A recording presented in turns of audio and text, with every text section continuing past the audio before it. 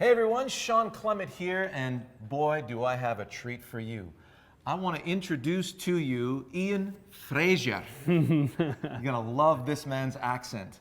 And he's with Tour Experience Golf, and they just opened up a location near my facility here, just south of us. They opened up a year ago. It's their first birthday today. In Burlington, right? Burlington, yep. This one's been on the go since March. All right. So we're halfway through a year with Congratulations. this one. Thank you, thank you. Well, and so they have a facility here that is, we're going to be able to send our students to you for fabulous fittings. So as you can see, you've got, shafts and you have, what is the Quick Connect? Club Connects. The Club Connects. Yep.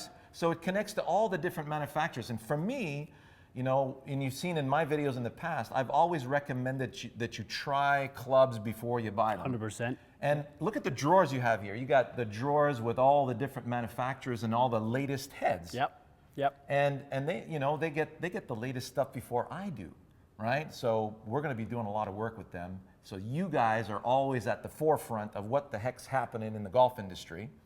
And today we're going to be talking about the difference between a radar-based launch monitor and a camera-based. Camera-based. Yep. So this unit in particular that you guys are using a lot in your facility is called the GCQUAD. So released last year at the PGA show by Foresight Sports. Okay. So they had the HMT, had the GC2 with the HMT, which was the 2 camera-based launch monitor, very popular. A lot of guys really liked it. I was still at that point a radar guy. I've been a TrackMan guy for 10 years. Yeah. 2006 was the first time I got my hands on a TrackMan. European Tour, Gleneagles, 2006. So for me to make the change to go away from TrackMan into GCQUAD was not an easy decision. It really wasn't. It was something I had to spend a lot of time thinking about. Right. We had to do a lot of research. We done a lot of testing, and once we got our hands on it, it was a no-brainer. Well, I mean, you've got a fabulous facility here to do that kind of testing. It's just gorgeous in here. So clean and modern, and it's inviting. So we're going to be hitting a few shots here. Yep. And thank you for letting me be your guinea pig. So as far as the unit itself is very clean. There's, but now, do they have a unit where it's wireless? So they have a Wi-Fi capability, Ethernet capability.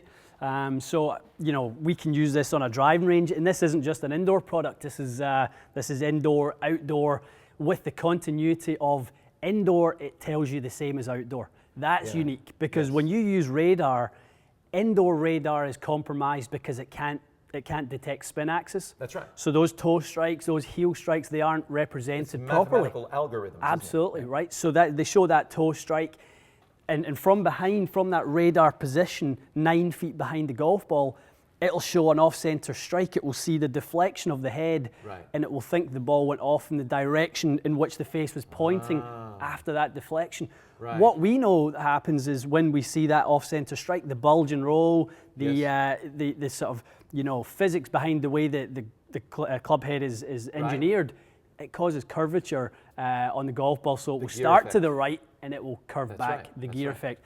And that's where we try and educate people the importance of the strike. Well, that's it. So it's nice to see the ball flight. Yep. But it's also great to see what influenced that ball flight in the way that you struck the ball on the club face so that you get much better information. 100%. I mean, it's all very well in the center, striking it in the middle of the club, the most stable point of that golf club in the geometric center. But what happens, we don't hit it in the center all the time. Correct. Pros don't hit it in the center all the time. They do it more often than amateurs, but they certainly don't do it all the time. So learning what the deflection of the head does and the subsequent launch and spin from that's how we, are able to pick the right heads and shafts and get the right launch conditions going when we see patterns of strike location. Very important. And that's especially important when you're fitting a club. I tell my students, I say, listen, I don't have all the different manufacturers in my facility. Right. So I used to send them to Golf Town. Yep. And say, put some tape on the face of the club to see where you're striking the ball. And then you'll see that you're going to hit one model better than the others. You'll have a yes pile and a no pile. Yeah. And then from there, you can better educate yourself as to how you want it fit, the grip size, the shaft flex, the length, and all that. But you get to do this all in one shebang. Yeah. which is fantastic. And it's way more precise. You can really see right there on the camera where you struck the ball. We can't afford guesswork, Shawn. You know, our business doesn't allow us to accept guesswork, because our customers are leaving here, spending their money with us, taking their clubs to the course. If they don't perform, how is this model ever going to survive? That's right. Right? So our reputation is founded on what we see in here is what happens on the golf course, if not even better when it gets out in the golf course. That's what we're all about. That's why Wisdom in Golf would love to associate with this facility here. Now, so mind if I hit a couple shots? Absolutely. Let's Okay. see it. Let's. So I'll start with a draw. Yep. So this is basically lined up on the center line, isn't it? It's right on the center line. Okay. So just quickly before this is actually a really neat sort of new addition. Again, radar versus camera and the ability to line it up, and there's always a little bit of a kind of a bit of guesswork that went on with that before. We have this reflective stick now that we can, you know, say we're indoors, we can obviously set it relative to the center line there. Yeah. If you and I are out in the range, you're off to LA next week, you're going to be outside in the nice weather. That's right. We're out in the range and we see a target over there. Okay, let's point the target over there. Right. Tell the G, so we don't have to move the quad. So Yes. what we do is we go, okay, we're over there, just calibrated to 9 look at degrees that. way. Okay, we're going to go the other way. Okay, no problem. Didn't have to move the quad. We're now going the other way. Didn't have to move this. Oh. So we're calibrating the alignment of this based on the target that we're hitting to. Wow. Brilliant. Absolutely love it. So it takes the guesswork away again from having to line it up and you know, try and pick a target in the distance. That's phenomenal. Just use this guy. Yeah. Okay, so we're going to set it on that white line. Okay, right down the middle. Pop the ball back in. Okay, so that just told the machine, boom, there's our line. Yep. Okay, so I'm playing the ball slightly back of center for my draw.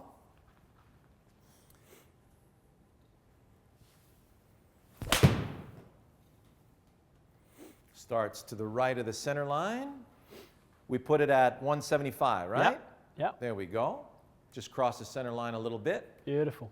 So let's look at the numbers here.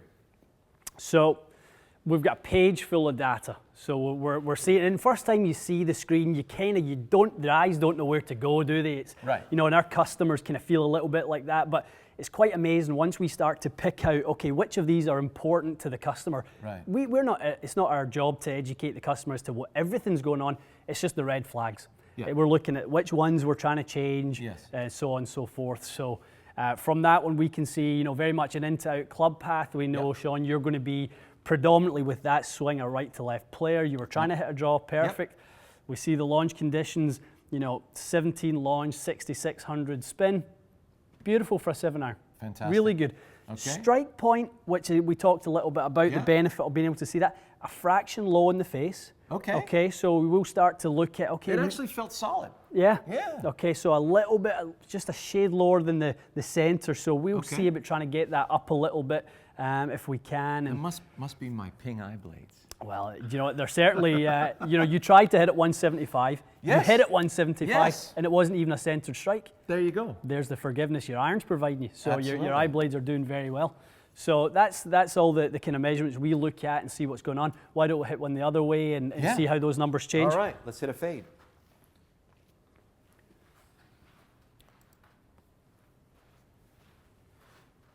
There we go. Slightly forward to center. Club face a little less closed. Now I'm releasing to the left of that center line, bringing it back.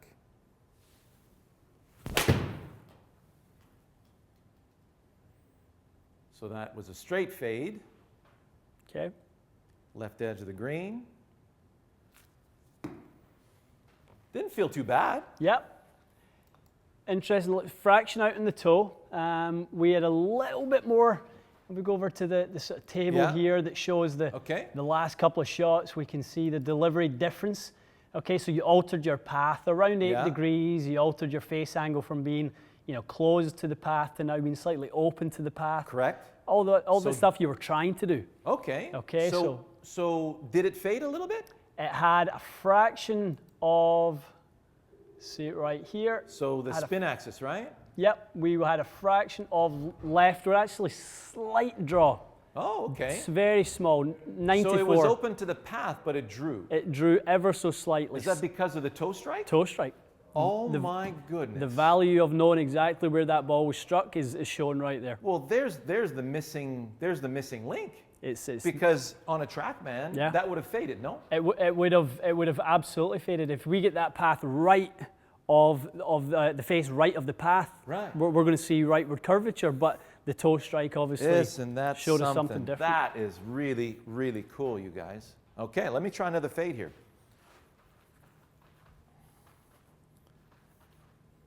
So I've got my line, I've got my ball position. I'm predicting when I release in that direction, it feels like I'm going to have a center strike. All right, now I'm just looking for the feel of my delivery.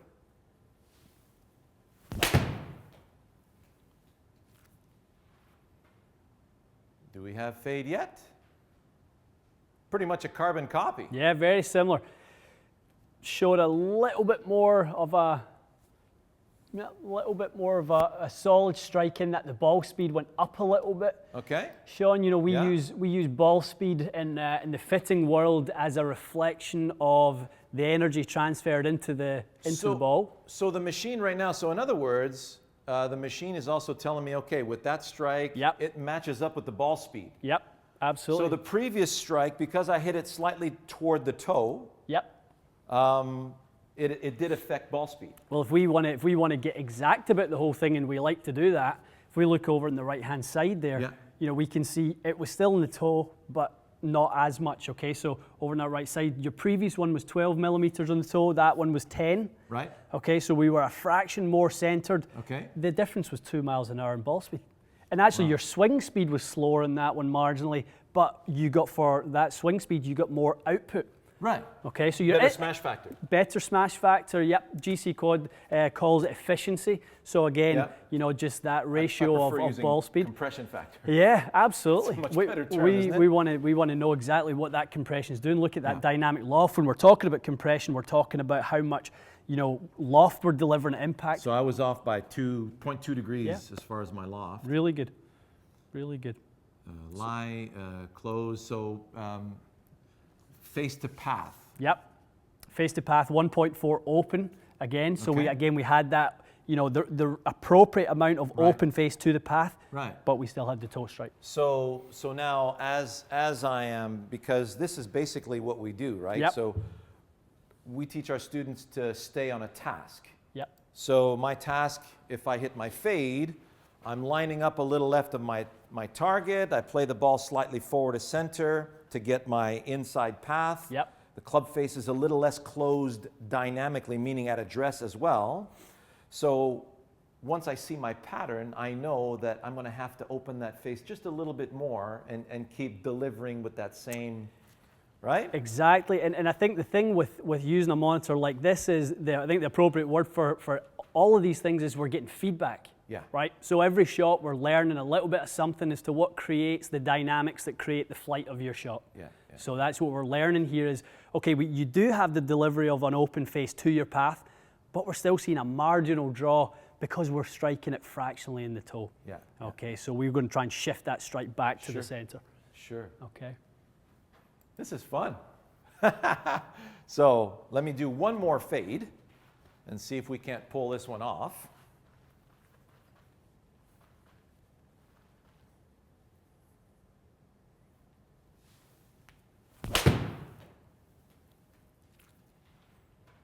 That one felt just a hair thin. Mm-hmm. I'm getting the fringe. So, Okay, so we're seeing the influence of The toe strike, right? the toe strike again. Yeah. We're seeing lower launch angle, higher spin rate. That's because we're striking it lower in the face. Yep. When you strike it low in the face will deflect downwards. The spin will go upwards. Yep. So we'll get that gear effect. So we're really seeing the importance of not having the centered contact in those Yeah. last three shots. Now, you know, in our world in fitting, we're going to look at that. You know, obviously there's two different ways to look at it. You can change the swing, and that's your Yeah. world, and looking at the what goes into that. in our world, we would maybe go, okay, let's see if there's another shaft, another length, another lie angle. You know, we're seeing the toe come always is a little bit up on your dynamic lie angle. Okay, Really? so what is the toe being up do? Raises the sweet spot. So we're seeing a series of low strikes in the face, and we're seeing that toe up. Well, we would like to see your toe a little more down, so we would change your lie angle on the golf club to allow Maybe the strike. 1 degree more flat? We could probably argue a 2 would be even more beneficial than 1. Yeah, we're seeing 2.9 degrees toe up there. So that's showing us that if we would bring the center of the club down towards the strike, you're going to get more ball speed, more control. I couldn't have shrunk that much in the last. I know. I'm 52 years old. But Yep. okay. Well, and if we're just looking at the direct comparison, and people often ask us, well, why don't you use TrackMan anymore? When we came to see you last time, you were very much a TrackMan guy.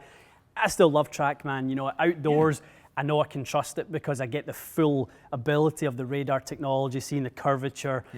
I just love seeing what the club face is doing. And how have your numbers compared outdoors? Yeah, a very good question, because they have changed dramatically.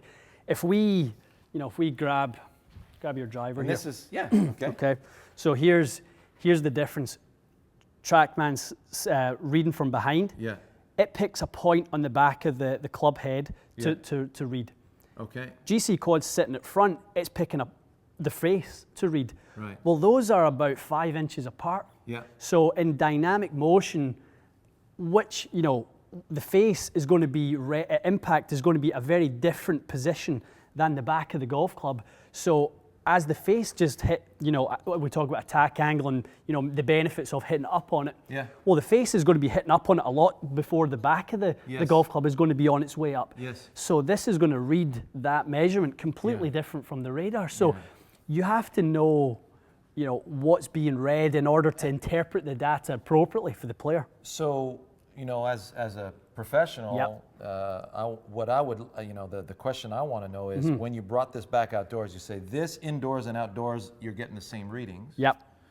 And how did it compare to the numbers of TrackMan? Because the TrackMan's going to track the shot all the way to where it lands. Absolutely. You can see where the ball lands. So have you been seeing very comparable numbers? I was out last week in down at Isleworth in Florida, getting DA points ready for his PGA Tour season. So we were working on all his gear. His coach uses TrackMan. I took down GCQUAD because that's what I use. So we had the numbers side by side. We both had our iPads. The delivery was a little bit different, but the measured ball flight was less than a 1% difference between what both were reading. They were incredibly accurate. So So you've nutted it. I wouldn't. In all honesty, I couldn't be more happy with the decision we made to bring that in. And as I say, it wasn't an easy one, but so finally, you're actually getting really accurate, because you see, the numbers I'm getting here are very much reflective of the numbers I get when I play. This is my 175 club. But when I got fit on TrackMan, it was my 185 club. And then when they put a lighter shaft on it, I was hitting at 195. I'm going, well, I don't want to hit a 7-iron 195. That's crazy. Too hot. So I said, okay, I'll take 185. But when I went out on the golf course, is my 175 club. And as a we're in Canada, we have a 6-month outdoor season, a 6-month indoor season. So we have to rely on using the same technology indoor as we do outdoor, providing that continuity to the consumer, so that when we go out to their club and we measure their equipment, we measure their ball flight, it's exactly the same. We're seeing the exact same numbers indoor as we do outdoor. Unfortunately, with radar, you don't get that. You're going to get things that it sees indoor that it actually will read it slightly differently outdoor. So it's just consistency. That's been my experience with the flight scope as well. Very cool, man. Cool. That's awesome, Ian. Pleasure to have you guys in. Yes, pleasure to meet you, and looking forward to some more sessions in the future. Yeah, absolutely. All right, you guys, we have a new ally at Wisdom in Golf. All the best.